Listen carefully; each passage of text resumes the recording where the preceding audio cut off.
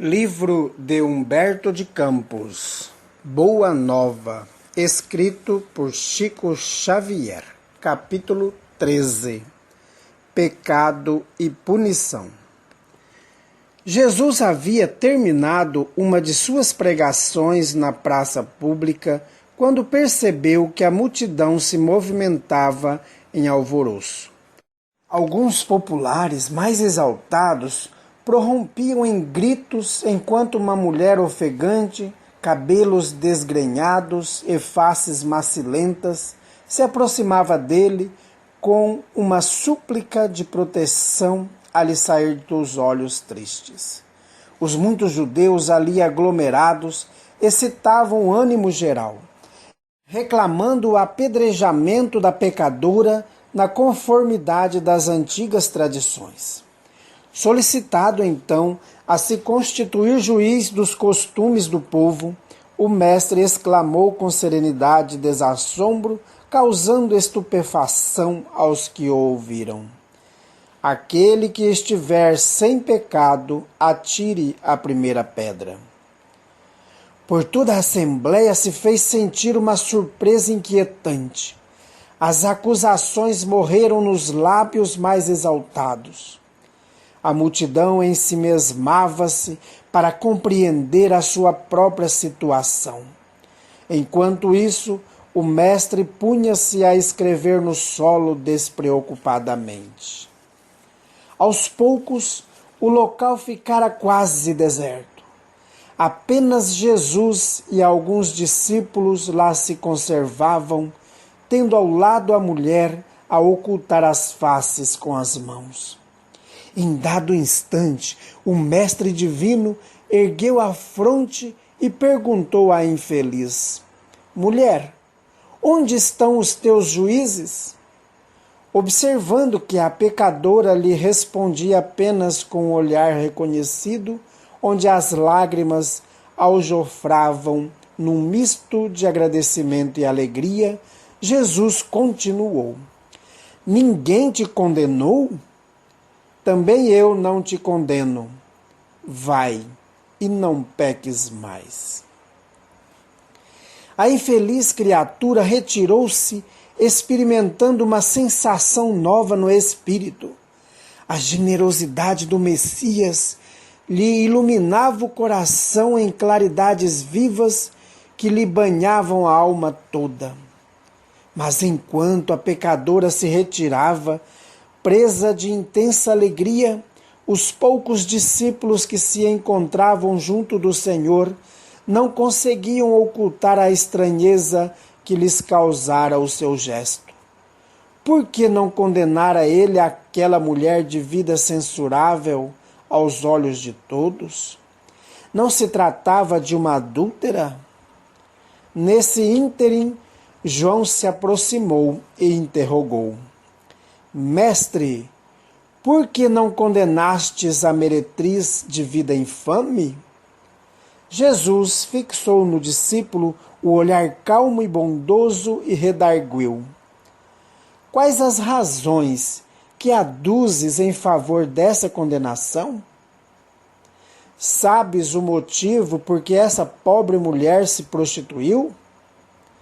Terás sofrido alguma vez a dureza das vicissitudes que ela atravessou em sua vida?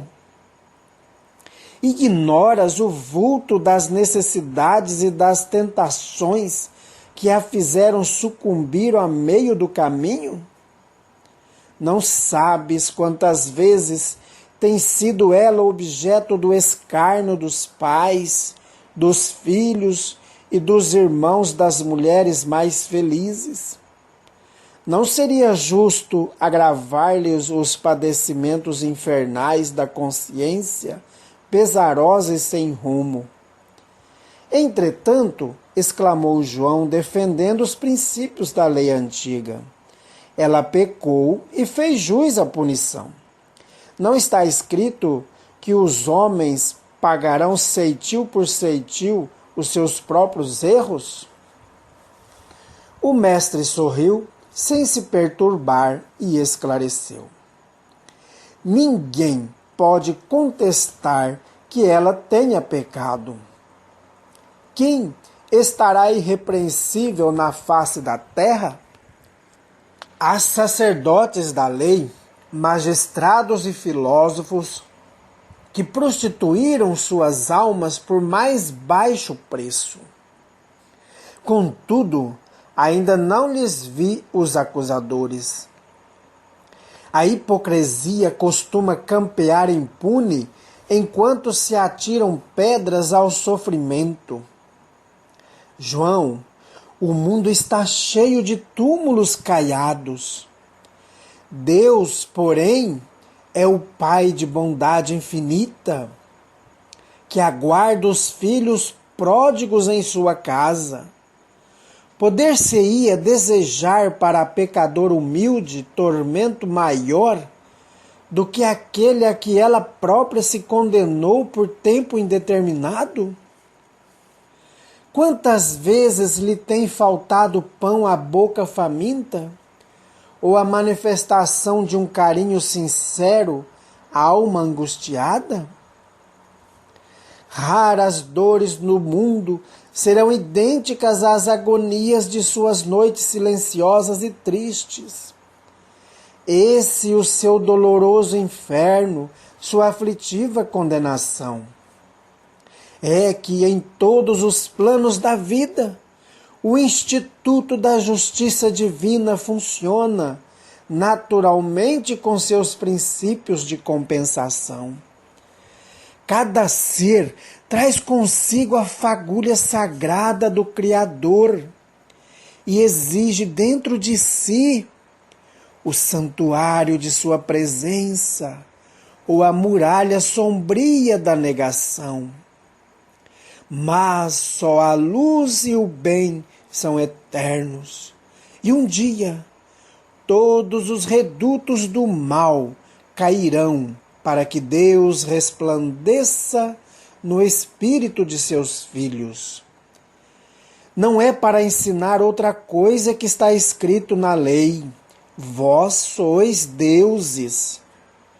Porventura, não sabes que a herança de um pai se divide entre os filhos em partes iguais?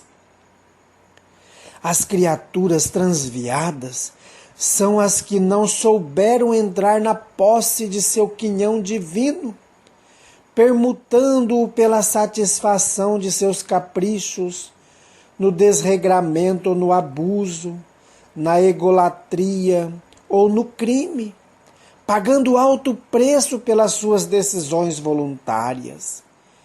Examinada a situação por esse prisma, temos de reconhecer no mundo uma vasta escola de regeneração, onde todas as criaturas se reabilitam da traição aos seus próprios deveres.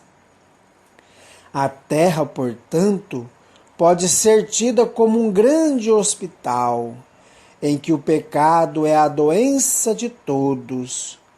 O Evangelho, no entanto, traz ao homem enfermo o remédio eficaz para que todas as estradas se transformem em suave caminho de redenção. É por isso que não condeno o pecador para afastar o pecado, e em todas as situações prefiro acreditar sempre no bem. Quando observares, João, os seres mais tristes e miseráveis, arrastando-se numa noite pejada de sombra e de desolação, lembra-te da semente grosseira que encerra um germe divino e que um dia se elevará do seio da terra para o beijo de luz do sol. Terminada a explicação do mestre, o filho de Zebedeu, deixando transparecer na luz do olhar a sua profunda admiração, pôs-se a meditar nos ensinamentos recebidos. Muito tempo ainda não transcorrera depois desse acontecimento, quando Jesus subiu de Cafarnaum para Jerusalém, acompanhado por alguns de seus discípulos. Celebravam-se festas tradicionais entre os judeus. O Messias chegou num sábado, sob a fiscalização severa dos espíritos rigoristas de sua época. Não foram poucos os paralíticos que o cercaram, ansiosos pelo benefício de sua virtude salvadora. Escandalizando os fanáticos, o Mestre curava e consolava na sua jornada de gloriosa redenção, explicando que o sábado fora feito para o homem e não o homem para o sábado. Enfrentava sorridente as preocupações dos mais exigentes. Vendo tantos cegos e aleijados aglomerados à passagem, Tiago o interpelou: Mestre, sendo Deus tão misericordioso, por que pune seus filhos com defeitos e moléstias tão horríveis? Acreditas, Tiago, respondeu Jesus, que Deus desça de sua sabedoria e de seu amor para punir seus próprios filhos?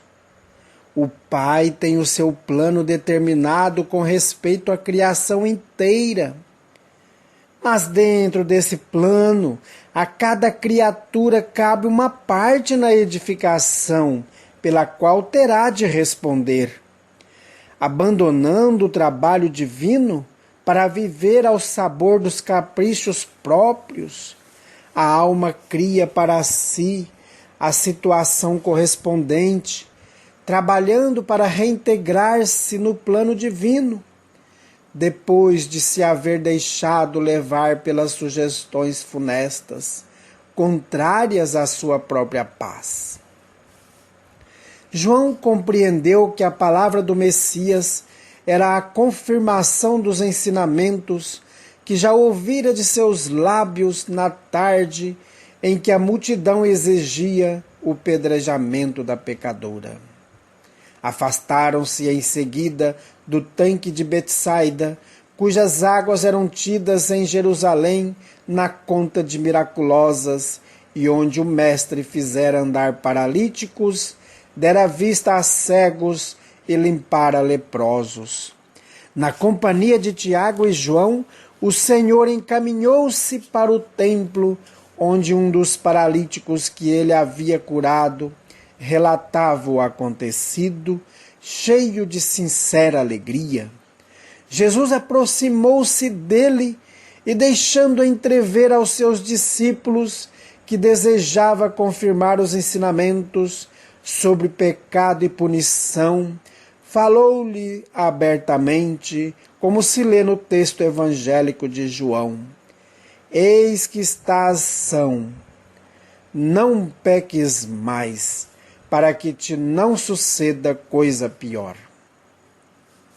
Desde que esses ensinos foram dados, novas ideias de fraternidade povoaram o mundo, com respeito aos transviados, aos criminosos e aos inimigos, atingindo a própria organização política dos estados. O Império Romano vulgarizava os mais nefandos processos de regeneração ou de vingança. Escravos ignorantes eram pasto das feras nos divertimentos públicos, pelas faltas mais insignificantes nas casas dos patrícios. Só de uma vez 30.000 desses servos a quem se negava qualquer bem do espírito foram crucificados numa festa, próximo aos soberbos aquedutos da Via Ápia. Os açoites humilhantes eram castigo suave. Entretanto, desde a tarde em que Jesus se encontrou com a pecadora diante da multidão, um pensamento novo entrou a dominar aos poucos o espírito do mundo.